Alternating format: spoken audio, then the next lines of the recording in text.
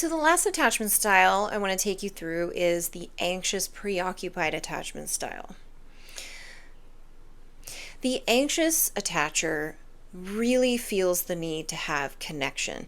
This is the way that they have stayed safe their whole lives.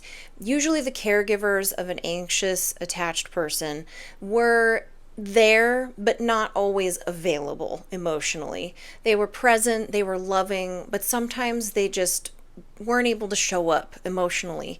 Perhaps they had their own mental health problems they were dealing with, maybe like some quiet depression or anxiety of their own, or perhaps financial issues or divorce or things that just diminish the capacity of their caregiver to be able to be fully present for them.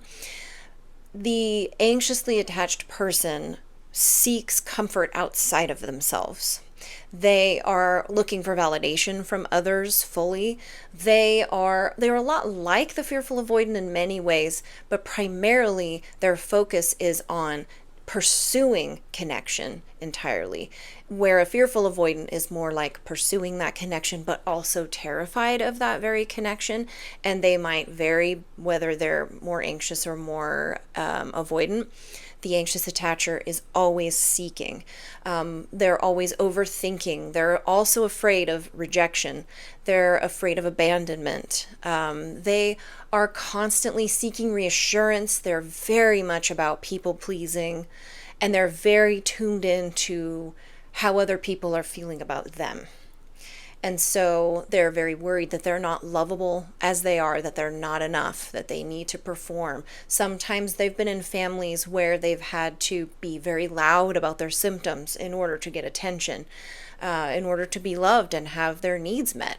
So, for an anxiously attached person, they are constantly looking outside of them for someone to help them regulate their nervous system, which can be very difficult because if you are surrounded by people who don't know how to meet your needs, the risk is that in this attachment dynamic, we take that personally as if it's a commentary on what we deserve, rather than a commentary on our caregiver's capacity, which is really what the issue is.